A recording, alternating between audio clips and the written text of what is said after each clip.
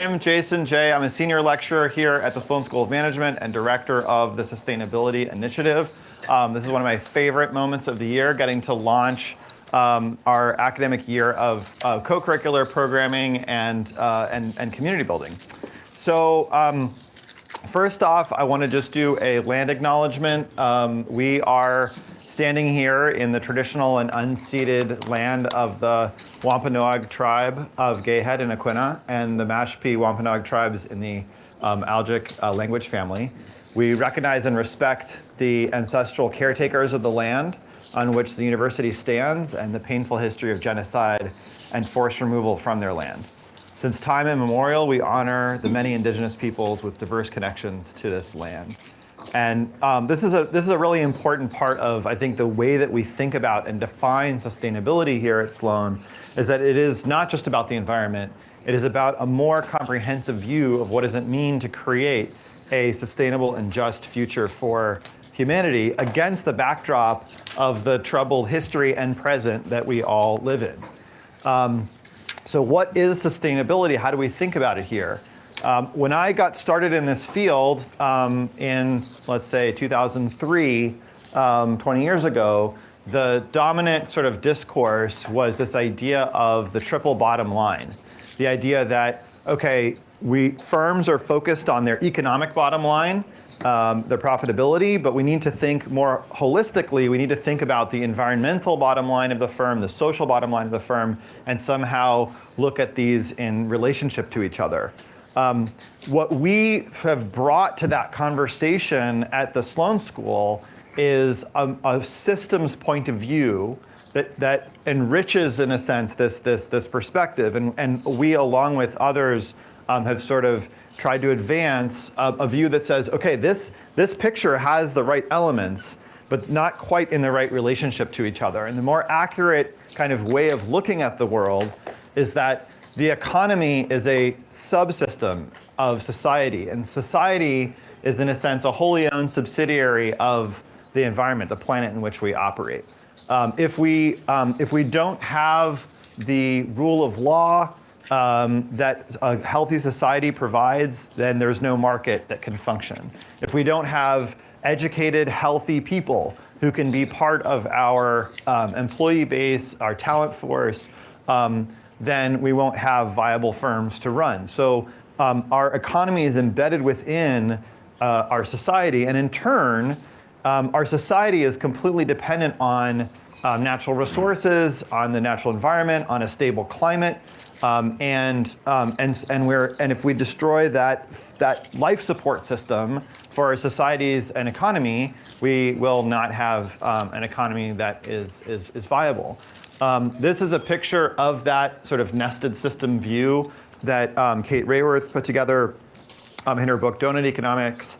As this little side note, there's a great dialogue on video from the Sustainability Summit a couple of years ago between Kate and John Sturman and myself that if you want to nerd out, you can find. And you know, what the sort of, for those of you with sort of, you know, physics, chemistry wonk, right, ideas, we live in a thermodynamically open but physically closed system called planet Earth, where solar energy is radiating in and radiating back out into space as heat. Of course, the greenhouse effect of greenhouse gases is holding some of that heat in and destabilizing the climate. And the living matter and materials that the Earth provides are the inputs to the various different economic activities that we have, and our waste matter affects and afflicts what's going on out in the wider world. And so the whole point of this is the one sort of word that I want you to take away from this picture is interdependence. That the whole question of sustainability and what unites people who are in this conversation, in this community that's sitting here in this room, are people who want to grapple with that interdependence and acknowledge it and work to create new ways of doing business that understand this and that try to create a healthy future. And as I did with the land acknowledgement earlier, we also acknowledge that this idea of interdependence is not a sort of new idea that system scientists here at MIT invented. It's an idea that goes back to the deep, deep, deep roots of humanity and carried forward by indigenous peoples around the world. And the Maori in New Zealand have a concept they call Kaitia Kitihanga, which is the guardianship of the sky, sea, and land. Again, that interdependence. The Kankanaey people in the Philippines have this concept of inayan, a value that prohibits acts that harm anyone or anything living or non-living, understanding that we are all part of a family. The Diné, sometimes called the Navajo peoples here in the United States, have a concept of hojo, which is the harmony and beauty, the connections that link our ephemeral and changing world together. And it's these sort of concepts and this way of operating, this way of being in the world in a way that, that unites, again, this sort of approach and community. So we try to define sustainability in a holistic systems way that acknowledges this interdependence. Our promise framework is a way that we will talk about that in our curriculum and go into more detail, but it's about thinking about sustainability at the environmental level, the societal level, healthy institutions, healthy markets, healthy organizations made up of people in relationship with one another, and understanding that there are near-term trade-offs, but long-term interdependence between those things. And our curriculum and our experiences and everything we do here is aimed at trying to help break those trade-offs and align these different dimensions. So we think about sustainability as this aspirational idea that we can create this fundamental alignment and experience and understand this fundamental alignment between healthy environments, healthy societies, ethical businesses and institutions working together to create equitable economies and fulfill human needs. So that's when we talk about sustainability here at the Sloan School, this is what we mean. And as I said, the promise framework is this nested systems idea, and that goes all the way down to the level of sort of personal well-being. If we burn ourselves out trying to be advocates for sustainability, or we stomp on all of our relationships because we're sort of self-righteous jerks about the whole thing, as my wife is fond of telling me, we will, we'll overrun our relationships. And so we have to be thinking about these different dimensions all together. And this is the framework that organizes the way we think about the curriculum here when we go to select elective courses that count toward the Sustainability Certificate, which I'll say more about. We look at what are the levels of analysis that class is exploring. What are the interdependencies on this picture that it's exploring? And we use this framework to organize the flagship courses, which I'll say more about in a moment. So that's kind of big picture how we think about this topic here at the Sloan School. And I'll say, it's an exciting place to be working on these themes. This is really the birthplace of the field of sustainability. The system dynamics model, World 3, was the first time that people had used computers to look at to understand that interdependence in a more quantitative mathematical way between economy and environment. The publication of the book Limits to Growth by MIT Sloan scholar Dennis Meadows and Donnell Meadows, who was a mentor of John Sterman's, set off the whole global conversation about sustainability. And in recent years, we've had the opportunity and the good luck to be able to continue driving forward that conversation through our research and through our engagement with industry and policy and investors. Now, as a sustainability initiative, which is an entity kind of within the Sloan School, our mission statement is to provide the best education, apply academic rigor to real-world problems, and empower leaders to act professionally, personally, and collectively so that humans and nature can thrive for generations to come. And so these three pillars of our mission, best education, apply academic rigor, and empower leaders to act, sort of organize everything that we do. And what we're here today, and the student community that we build, is really around that first pillar. But what we do is that we enrich your experience through the research that we do under that academic rigor pillar and the networks that we build of business leaders, and which are ultimately relevant for your careers. as we empower them to take action. We have a phenomenal team, and I'll introduce a few of them here today. So our leadership team consists of me, Bethany Patton, John Sturman, and Roberto Rigobon. Bethany is in New York at Climate Week right now. John is in Colombia leading climate action conversations there. Roberto is in, I never know what country Roberto is in. He advises ministers of finance from all around the world on macroeconomic and sustainability issues. That's kind of like that's our leadership team. And then our team is a phenomenal group of people who will be very engaged and helpful with you during your time here. And I'll start with, as they're listed here on the slide, Dominic Farello. So Dominic is our assistant director in charge of all of our communications, making the beautiful slides, but more importantly, building the community and the network and the visibility with media and social media that helps to amplify your story and the stories of this community. Sophia Governo, who is our fearless leader in pulling events together like this and making sure that everybody is fed and actually gets to listen and hear what's going on. Jen Graham is our associate director and the person that you should get to know closely in advising you through your pathway here at Sloan. I don't know if Dominic or Sophia or Jen, if you want to say any words of hello or comment. Great to meet you all. Great to meet you. Can't wait to send you all a million emails. Yeah, exactly. Read mine. And we'll refer back to what their roles are at various different points along the way. Crystal works out of DC. She's active on our Climate Pathways project. Some of you who might be involved in that project will get to know her. Okay, so what we try to do as a team is embed sustainability into your MIT Sloan experience in every way. So there's a curriculum component to this, which is the courses, the action learning projects, the stuff that you do in the classroom and connected to the classroom. Then there's the co-curricular events that we run or co-host throughout the year with student clubs particularly. And we're going to hear later today from some of the key student clubs who are involved in organizing speaker events, conferences, case competitions, et cetera. And then we, beyond kind of the learning part of this, is the community building and the network building part. So the Sustainability Certificate is a way of making a commitment on taking classes that you take, but it's also joining a community of alumni, which now adds up to 600 people who have completed the Sustainability Certificate, which is a phenomenal network all around the world of people taking action in this arena. We do programming with alumni, with industry, with peers, and social events like the Mixer that's coming up later today.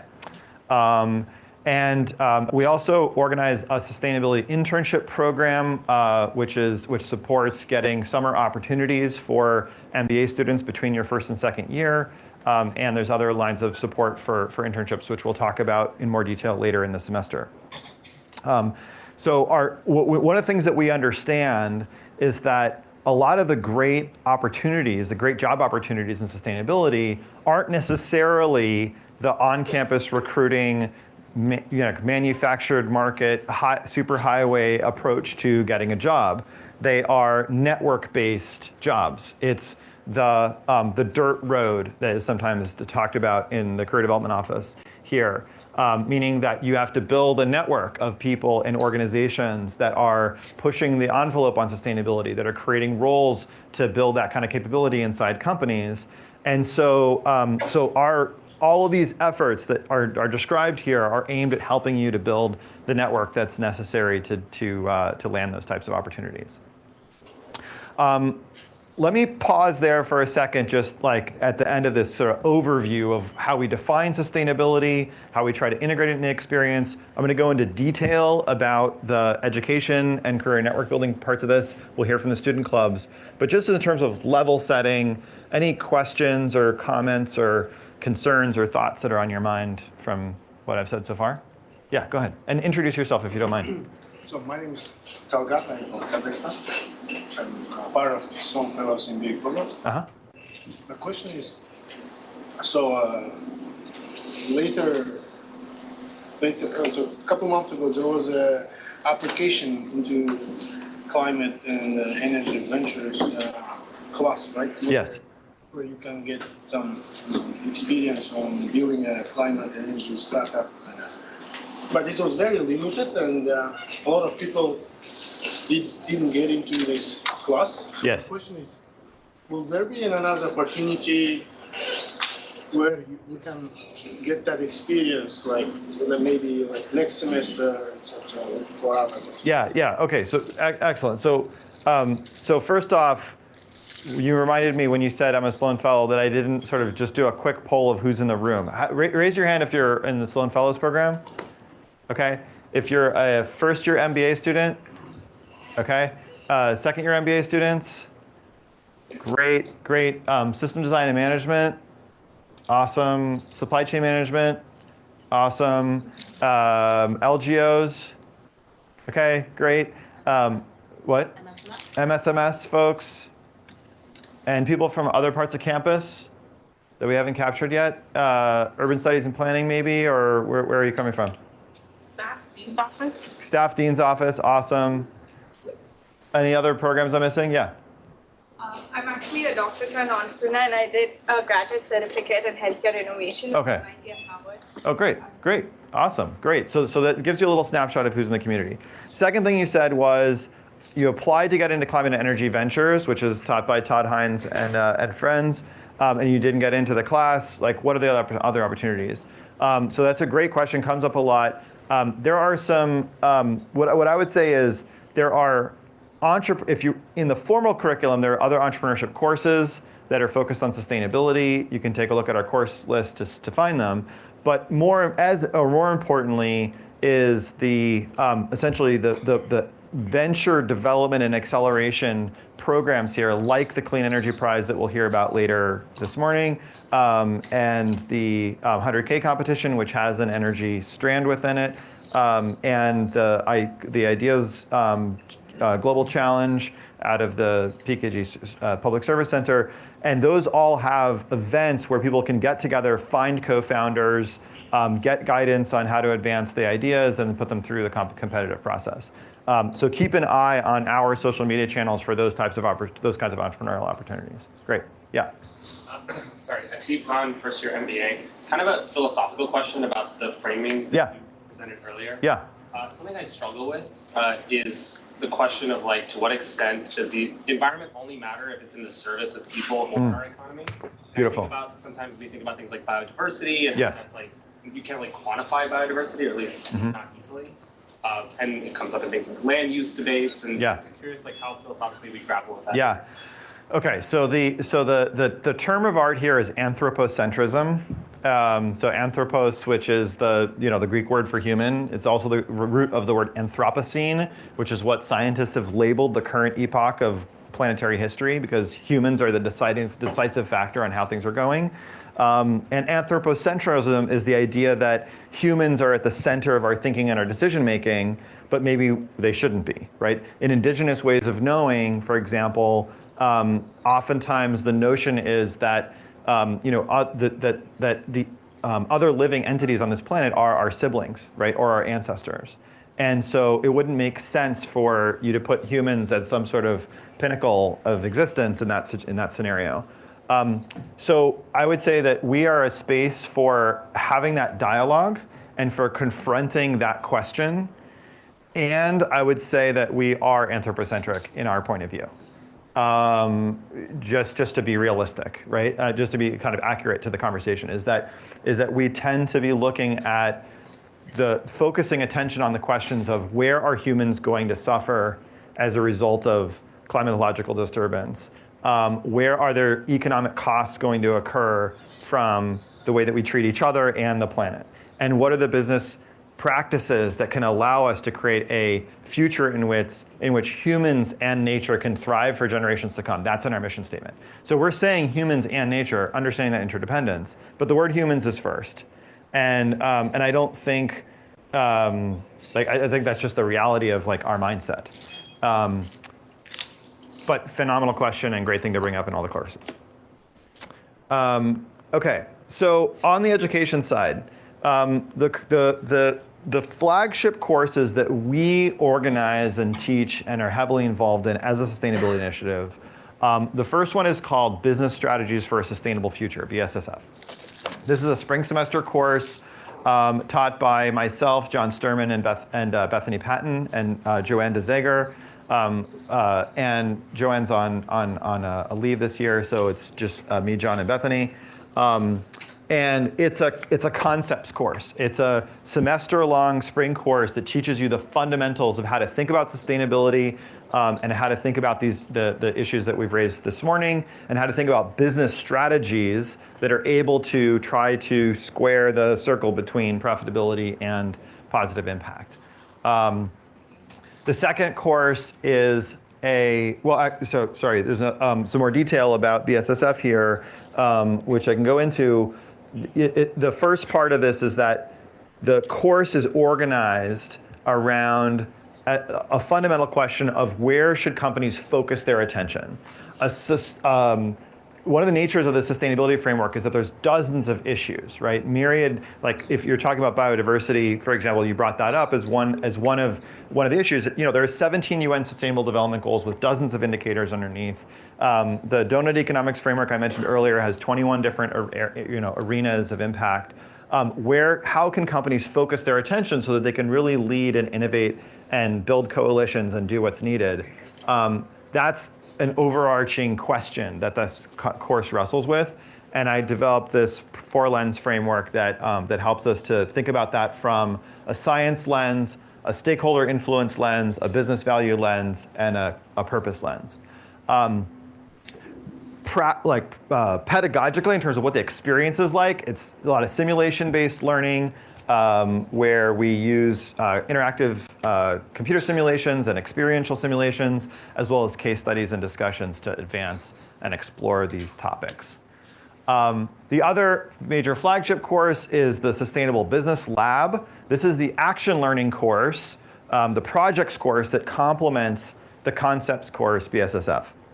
In SLab, you tackle real-world sustainability challenges with leading companies and organizations.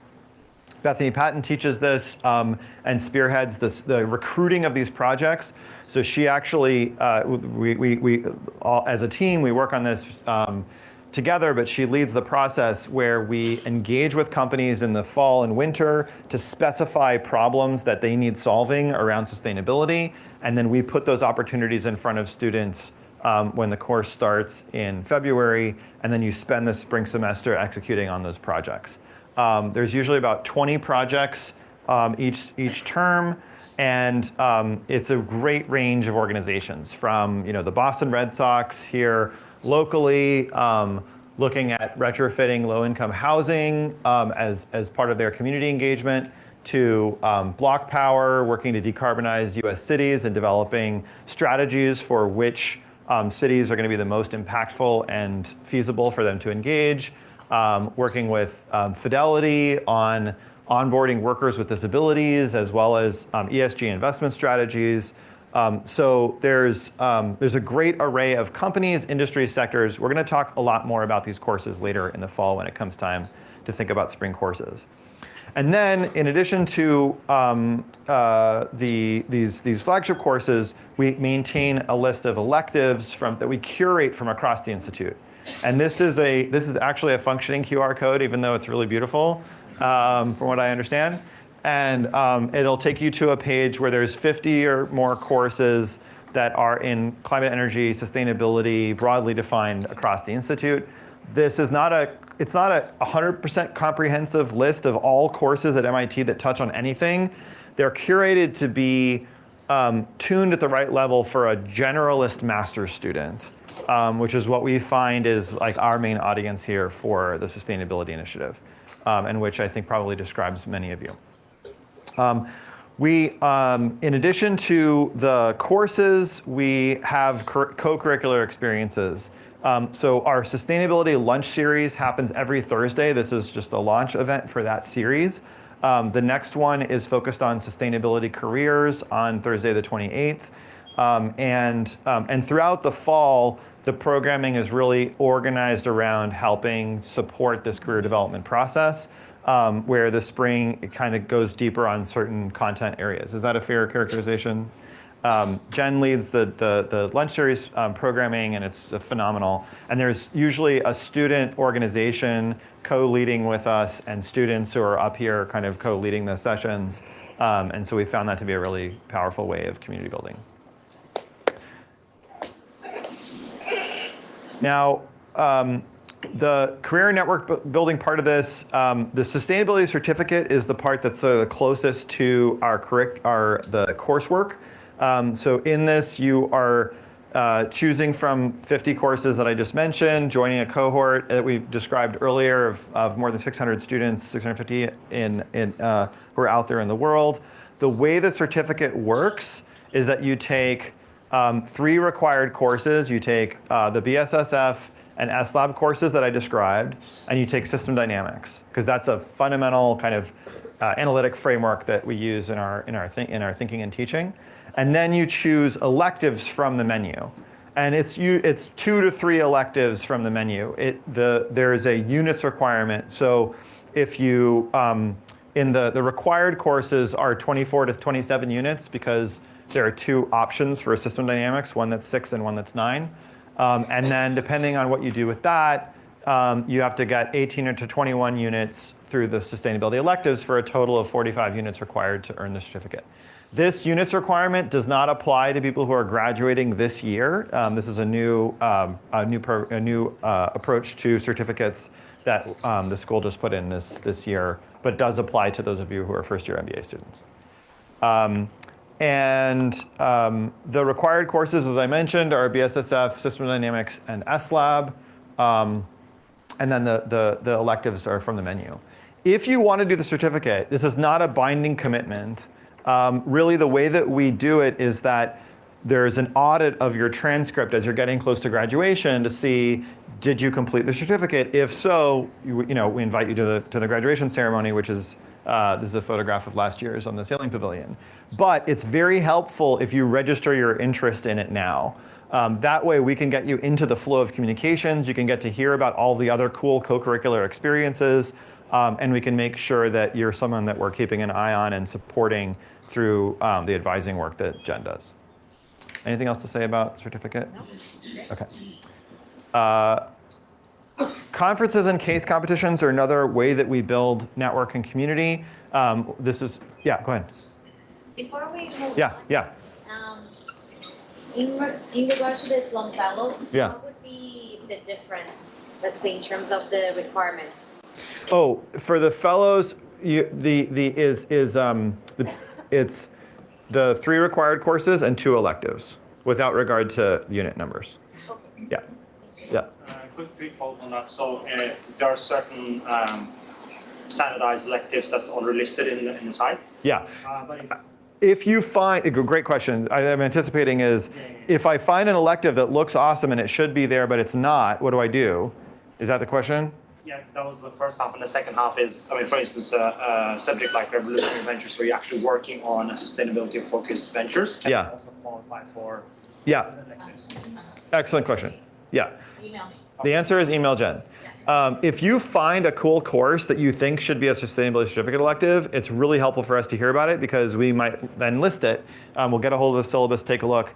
I should say that if you take an action learning course that's just a general action learning course like China Lab or G Lab, and you do a sustainability focused project within that course, and you let us know about it, and we see the project output, we'll count that as an elective. If you do an independent study with a faculty member and it's focused on sustainability, and you ask us about it, we can count that as an elective toward the certificate. And the venture development part is, if it's done through an independent study, that's kind of a mechanism through which that can work. Yeah. If I'm doing a project for EM Lab that's energy related, could that double count for both certificates? Yeah, double counting for both certificates is totally fine. Yep. And in fact, a number of things will double count. Like that's a measure of our success with infusion of the curriculum more broadly, right? Is that the Climate and Energy Ventures course or my course, Innovating for Impact, both count toward the entrepreneurship certificate as well as the sustainability certificate, and that's totally fine. Yeah. So a quick follow-up on that. On the core courses for certificate, are they subject to bidding as well? Yes, they are. So Yes. if you don't get enough points, then you're not going to Yeah, so that's a great question. What happens if you want to do the certificate, you bid into one of the required courses and you don't get in? Honestly, we have not run into that problem. But What we can say is that we cannot bypass the bidding system, but add yourself to the wait list and we will work with you. Our statement. yeah. You know, generally what happens, these courses are in very high demand. Some of you are in my fall class know that we've got like 55 students and there were 70 people on the wait list. So we are going to kind of grapple with that. For the thing I'll say is that BSSF is going to be in 2 sections this spring, so that should give us plenty of breathing room. Yeah. Anything else about certificate or coursework? These are great questions. Yeah. SLAB is a requirement for it, right? Yes. Sorry? No, so that is a must to do to. That's right. BSSF and SLAB and System Dynamics are required to do this if you want to do the certificate. Yeah. Is there like a grade requirement for like these courses? Or Sorry, I'm having a hard time hearing you. is there a grade requirement as in like a minimum grade that? Oh, minimum grade. Well, you have to pass the course. I don't think we've run into that. Yeah, no, that's not school policy for certificates. Yeah. So in SLAP, you mentioned that we'll be working with some companies and this kind of stuff. But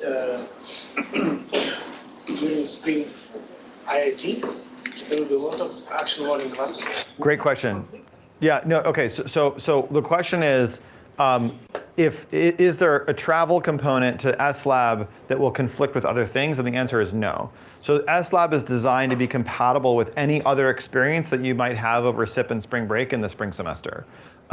So people have done China or India Lab simultaneous with SLAB. It's a little crazy to do that, honestly, but because of the workload, but it is feasible.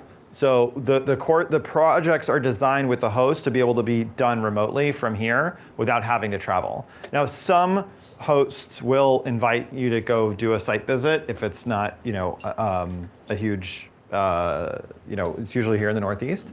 But in general, SLAB projects are designed to be done remotely. Okay, I know I got to keep moving because I want to make sure we hit all the aspects here.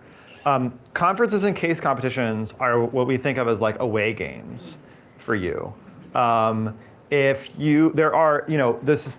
now is Climate Week in New York, right? There's all throughout the year, there's a lot of conferences and events and opportunities that connected to the various different strands and threads of sustainability, including case competitions that are designed to kind of get an MBA level team working on a problem and getting into the spotlight.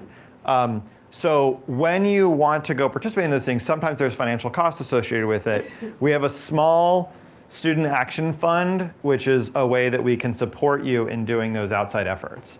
And so if you reach out to us, we have an application form that you can fill out, and it's pretty quick turnaround to be able to do that kind of support so that you can represent the school in these types of outside environments. Generally speaking, like if it's something where you're just gonna go individually and learn and come back and hide the knowledge for yourself, like you're not gonna get it. If it's something where there's a group of you who are going to raise the visibility of the school and write a blog post about it and create spillover benefits, then you're more likely to get the support. Is that fair? Okay. Okay. All of the above and everything I've said, all the flow of programming, the best ways to be in the flow about it, and probably if you came into this room, you might already be on it, is our WhatsApp group. There's a WhatsApp community for the Sloan Sustainability Initiative within which there are 2 groups, one for students and one for alumni. When you graduate, we'll move you from one to the other. Both are very vibrant and are going to be an important communication mechanism for the team and for the student organizations connected to the team. And then, as I mentioned, we do social events throughout the year. This afternoon, 5:30 to 7:30 at Commonwealth, just across the Main Street here, is the Ecosystem Mixer. If you want to register for that, that's another QR code. Okay, student clubs. So this is where you get to hear from your peer leaders in this space, and I will hand the floor first to Saman Bagastani, who to speak about the Sustainability Summit. Hey everyone, thanks for attending. I hope you enjoyed lunch. I'm Sam. I'm a second-year MBA here at the Sloan School. I was also content co-director last year for the Sustainability Summit, where the focus was carbon markets. You can actually still go to the website, learn much more about it if you're interested in that topic. I'm excited to invite every single one of you to apply to be part of the leadership team for this year's event, which will be focused on systems change. If you haven't already noticed from some of what Jason's talked about, what we're looking for here is how do we identify leverage points within interconnected systems that will help accelerate progress and magnify impact.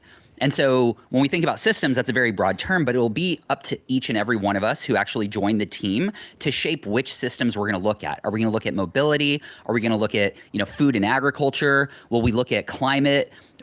That's up to us to figure out and to shape, because it's a student-focused, student-led conference. So anyway, with that said, I'll just add one quick note. For me, the summit was one of the most difficult things I've ever had to do in my life. Hands down, I'm not going to shy away from it. Was a lot of work, but it was also the single most rewarding part of my experience at Sloan. So I challenge and encourage each and every one of you to consider it and to be a part of it. It's really, really, really cool. Yeah, that's it. Thanks. And it's really, the summit is really the flagship event for our community. It's a place where our business and policy allies come here. It's a place where our alumni come back together, and it's an incredible opportunity for student leadership, and we're super psyched that Sam is taking this on, and hope that you join the team. We, as a initiative, basically closely advise and engage with the organizing team. Okay, Climate and Energy Prize.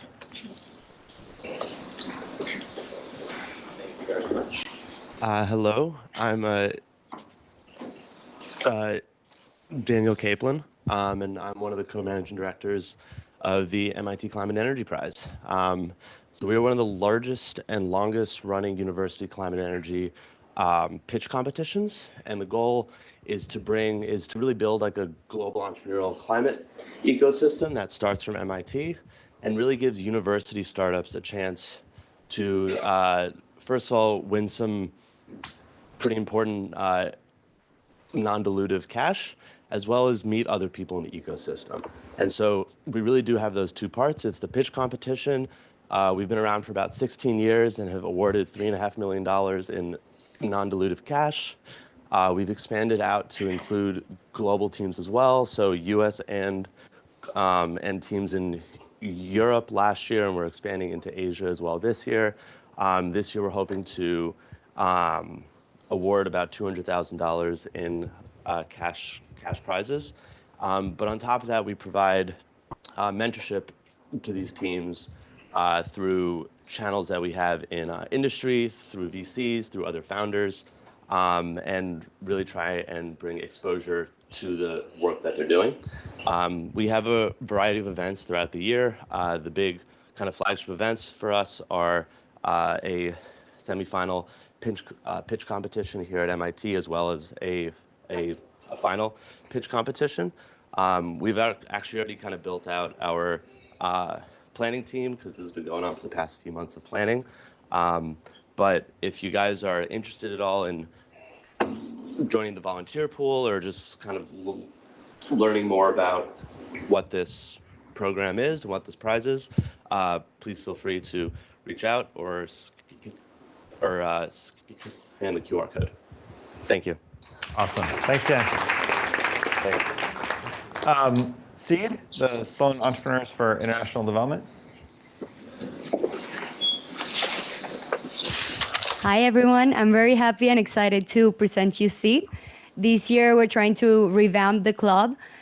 Basically, it stands for Sloan Entrepreneurs for International Development. And the mission of this club is basically to bring together people that are either interested or on starting something themselves or join a startup that has like a social impact. This can be from healthcare, education, environmental sustainability, you name it. But we're trying to build this community within Sloan.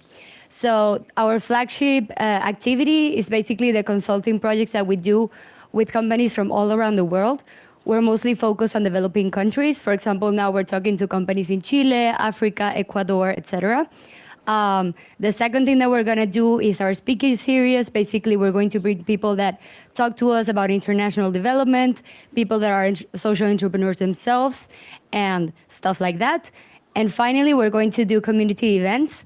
The idea is, again, to build this community within Sloan. We know that there are a lot of people that are interested in these topics, and we really want to make this community stronger.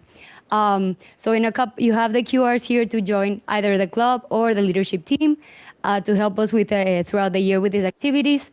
We're going to send a WhatsApp chat to the classes this year where you can find the links to join the club, the leadership team, our WhatsApp chat, and our info session that's going to be next week to give you more details. Thank you so much and hope that you are as excited as we are for this. Tell them your name. You didn't introduce yourself. Oh, sorry. Yes, I'm Beatriz Ramirez, MBA from Sloan, second year. Great. Yes. Thank you. Okay, MIT Impact Investing Initiative, the MI3. Thank you. Hi, everyone. My name is Monica Idrobo. I'm a second-year MBA and one of the co-presidents of MI3, the MIT Impact Investing Initiative.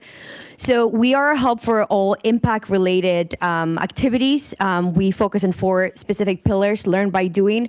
I participated in the Mint Impact Investing Competition, which is led by Wharton, along with other 3 teammates. And we represented MIT in the competition, which was a really amazing experience to go through the life cycle from sourcing, talking to startups, and understanding their mission. And we have a bunch of other things, including activities and launches with different industry professionals, a speaker series, newsletter where we send a bunch of job opportunities, and with the ultimate purpose of really championing impact at MIT. As you can see here, we posted our WhatsApp chat. Our member applied to be a leader, part of the leadership team, and also part of the Mint Impact Investing Competition. And we have our kickoff on Monday during lunchtime, so be sure to join us to learn more. Thank you. Great. And just a special shout out to MI3, and just as an example of how this community works.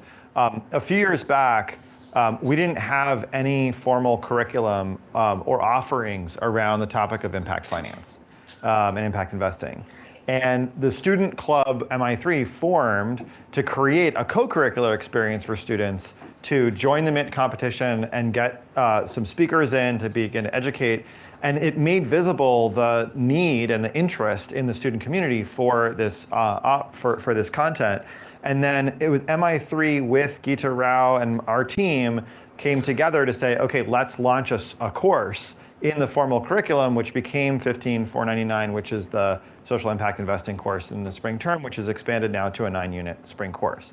And I say that because that is an example of how this works, right? We are very open to being led by you, as well as trying to provide and create opportunities with you. And I think this is a great example of it. And it's great to see how you guys are continuing to grow and push the envelope. Okay, MIT Food and Agriculture Club.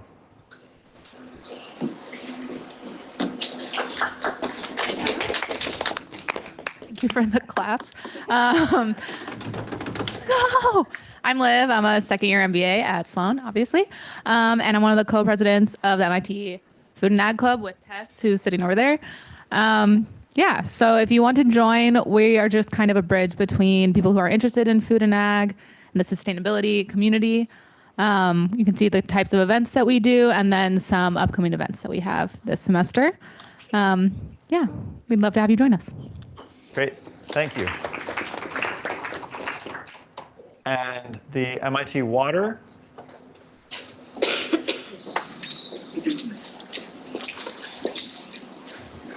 My name is Kristen. I'm a PhD student in environmental engineering. I'm one of the co-presidents of MIT Water Club. Generally, we are a network for water research and innovation on MIT's campus, so we're open to grad students from any program as well as undergrad students. And what we do every year looks a little bit different depending on what our membership is interested in. But some of our foundational events are our Water Summit in the fall, where we pick a theme. We have a conference where we bring in a bunch of experts to talk about that topic.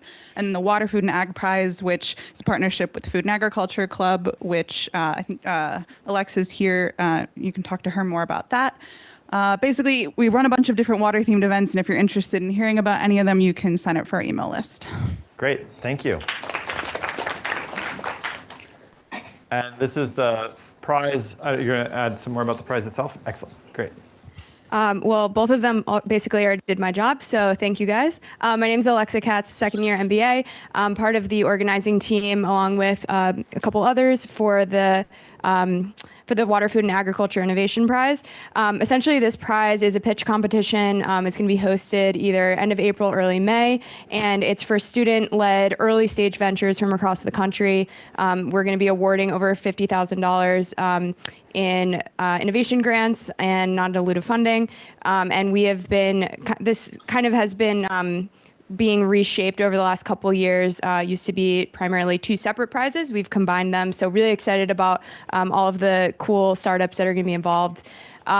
Our mission is to just kind of promote these, the innovation in these sectors. And if you're either just passionate about water, food, and ag, you're launching a venture in this space and you're interested in applying, or just want to join the organizing team, feel free to reach out. QR code goes to our website, but feel free to WhatsApp or email anyone on our team, and we're happy to get you involved. Great, thanks, Alex. Okay, MIT Energy and Climate Club. Hey everybody, my name is Alice. I'm a second year MBA. And so MyTech is the MIT Energy and Climate Club. And so we're one of the largest MIT student clubs on campus. So we have about 600 plus active members. And the thing about MyTech is that we're here for the broader MIT community. So that means that we bring in undergrads, general master's students, and PhDs across all disciplines and degree programs. So we run a couple of really cool events. So our flagship is the MIT Energy Conference. So this is something that we tend to run every year around the spring. And it's one of the largest student-run conferences in the world. Last year, we had about 1,000 attendees, and some of our speakers were people like Richard Duke, who was a special envoy for climate for the Department of State, as well as, I think, the former First Lady of Costa Rica. So it's always one of the most vibrant events that we run kind of around our club. And we also have things around the Energy Night, which is focused around getting students just in touch with a lot of the cutting-edge tech that's being developed right here on campus. We also have the Career Fair, where we introduce students to a lot of the job opportunities that you might see for companies that are interested in recruiting y'all. And then we also have the Energy Hack, which as a participant from last year was incredibly fun. So a lot of our sponsors will come, set up like a lot of cases or real world problems that they're working on solving. And I think we had about 100 student teams last year that were focused on just being able to solve a lot of those. And lastly, we also do have treks. We do have, we're continuing our consulting projects for this year. And we also organize a bunch of events as well, kind of like around having a lot of PhD students demo a lot of the projects and tech that they're working on as well. So if you guys want to go ahead and get involved, the QR code for our fall meeting in October is up on the screen. And if you want to sign up for our newsletter as well, we always do have a lot of really cool opportunities that are being posted there, job opportunities, like really cool research opportunities as well. So hope to see you there. Thank you. Okay, that was the MIT-wide Energy and Climate Club, and now the Sloan Energy and Climate Club has a few words. Yeah, not to be duplicative with what Alice said, but this is the Sloan Energy and Climate Club, so specifically focused on Sloan students. We've got a couple things in store this year. Really excited about it. We're hosting a bunch of Energy 101, career landscape, lunch and learn sessions, alumni panels, things like that. Launching the first Sloan Climate Tech Career Fair. So That's going to be happening sometime in November. We're launching a first mentorship program, so focusing on helping Sloan students get jobs that they want to get within the energy and climate space, pairing them up with mentors that have worked in that space before. Treks to Boston, New York, Houston, and the Bay Area to go and meet with energy companies there. And then also a bunch of different types of social events, community mixers, things like that. Foolishly forgot to put a QR code here, but I will post it in the sustainability WhatsApp chat to join the group. And then we have a couple of open positions and things like that. So you'll see all those links over there. Great. Thank you. Okay. That is all of the formal programming that we have. If you have any further questions, I would say come meet with one of us as a team members. We can hopefully answer those. If anybody has any questions just that you think are relevant to the group before we depart, anything we missed? Okay, look forward to seeing all of you here at the lunch series throughout the fall, and thank you so much for coming.